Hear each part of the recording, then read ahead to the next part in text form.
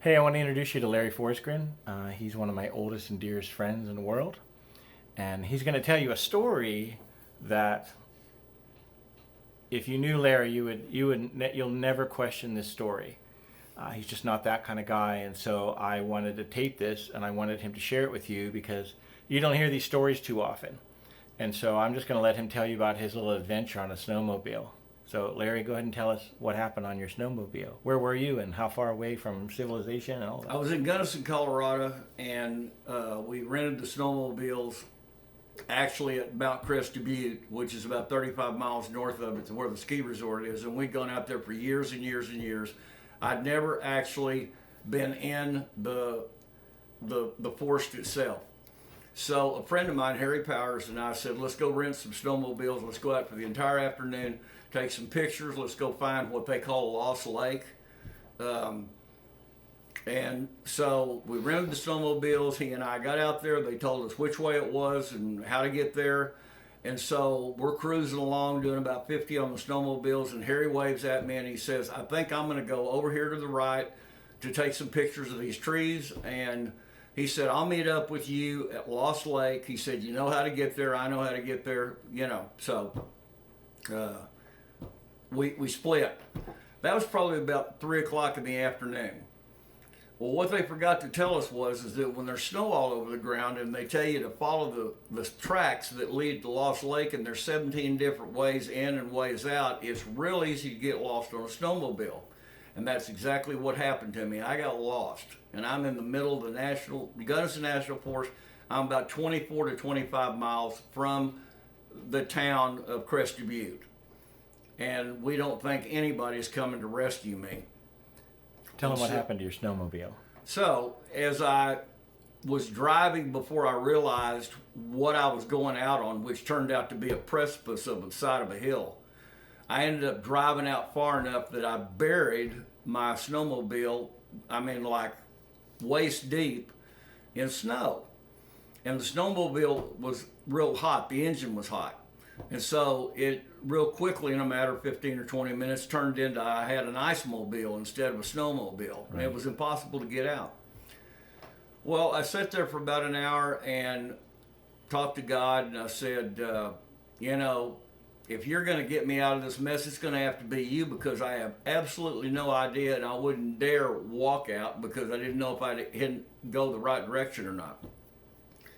And so, never done this before. I knelt down by my snowmobile and I started praying that somehow something would happen that would change the whole course of the day. Hadn't even finished praying.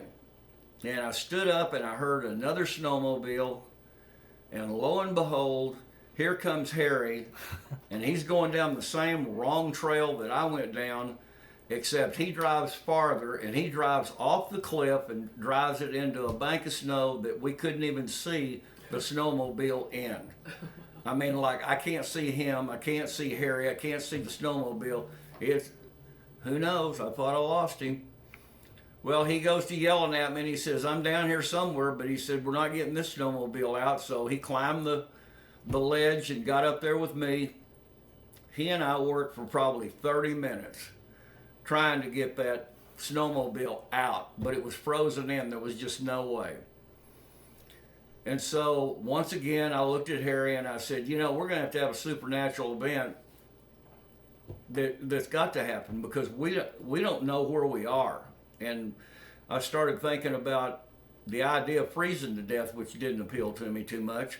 But I didn't have the right clothing on to be able, that night it was going to get to zero before it was all over with. And I knew that was coming, and I wasn't dressed for it.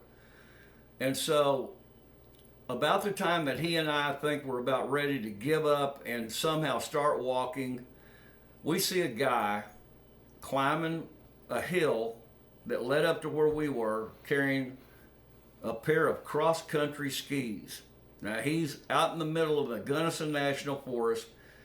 He's 25 miles from where he's supposed to be, and he's got cross-country skis across his shoulder. And I thought, I've seen it all. So he walked up to us, and the most amazing thing was he didn't say, hi, I'm such and such. He said, I've come to get you out. point blank, that was, I've come to get you out. That's and I crazy. thought, that's good, because we're not going to get each other out. And I said, but you don't understand, it's now turned to ice. There's just not much weight. He said, no problem. So we did finally ask his name. He said his name was Tim.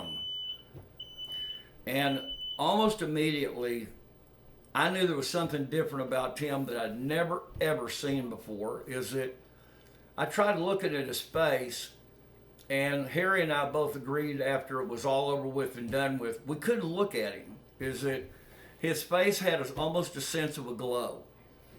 And that got me to thinking that I was beginning to get the idea of who that Tim really was. Right. And Harry wasn't getting anything. He said he had no clue until a little bit later on in the story. But he said he had like shoulder length brown hair. He said he went cross country skiing all the time, but he didn't say anything about cross country that day.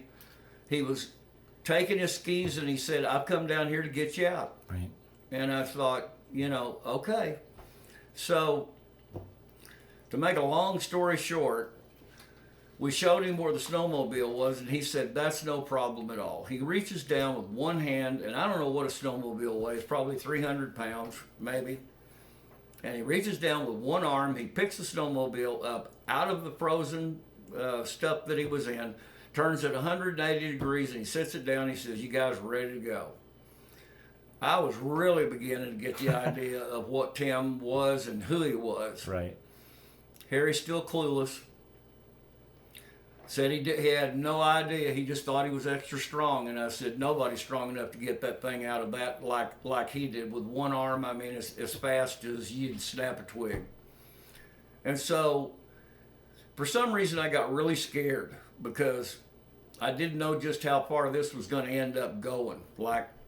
So I told Harry, I said, get on the back of mine and let's get the heck out of here. And he couldn't understand why I was wanting to go so fast, and we couldn't get Harry's out. There was no way. And so we got on it. This is the part that Harry and I, both had a hard time believing this, is that I know for a fact that we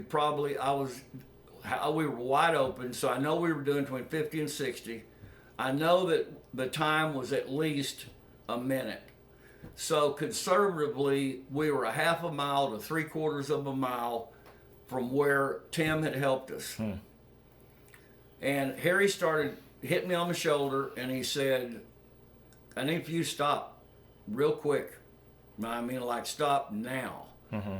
And I said, Harry, let's go home. And he said, no. He said, you really want to stop. And so I stopped, and he said, now, be careful when you turn around. And he had already seen him. I turned around, and there's Tim standing there. Just standing there. Still got his skis. And we're 3/4 of a mile probably from where we had just come out of maybe 90 seconds earlier. Well, I knew who Tim was. I had no trouble with it. I look at Harry and I said, are you clueless or do you not understand who Tim is? And this was saying it away from Tim. Because I said, how did you get up here so fast? And he said, I just got here. And so Tim wanted to know how cold we were, and we said, well, yeah, we're freezing, and it's nighttime. And he said, well, would you like to go home? And boy, was that ever a loaded question. Because I was thinking, I've got two homes. There's one about 3 miles from here that's nice and warm, and there's a Heavenly home, and I got a sneaky feeling that he's not discussing anything about the one 3 miles down the road. And he said, well, why don't you come over to my cabin? And I said, where's your cabin? And he points his finger, and he says, well, don't you see it right there? Well, I looked, and my vision was pretty good that day, and I didn't see any cabin of any kind, log, brick, stucco, nothing in the middle of the forest. Right. Then Harry looked over there and he said, I don't see a cabin either. And Tim went out of his way to say, don't you see the smoke coming out of the chimney? And I looked harder and we couldn't have been more than 300 yards from where he was pointing, and I couldn't see anything but more snow and more aspens. And so I thought, I may never see my wife again. Right. You know, I don't want to go to the heavenly home. I want to see Jesus, but I don't want to see him this afternoon. Right. And so I said, let's get on it. And so we loaded up on the deal. We drove down probably at that point 15 miles before we actually were able to get back to Crested Butte. As we were leaving, they were coming out to try to find us, but it's a big forest. He said they would have stayed with it all night until they found us or they found our bodies.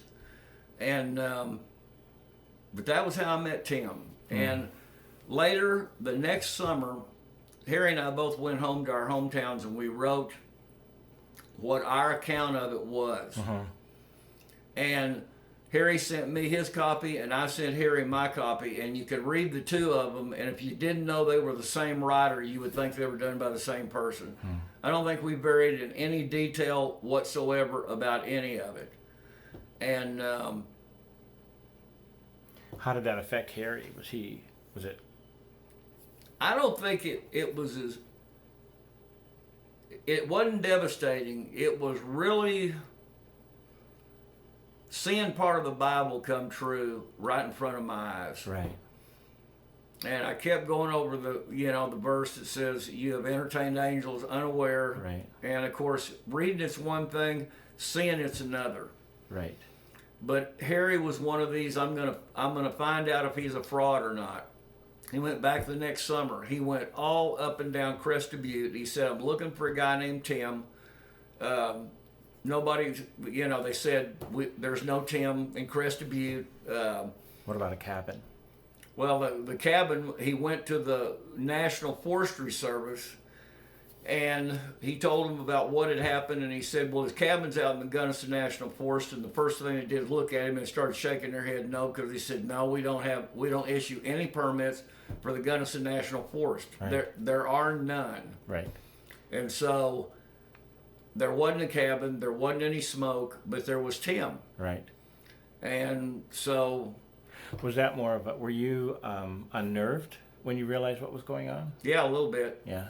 And then, Because it was like the supernatural happening in front of your eyes. right. And, all angels don't have wings, and Right.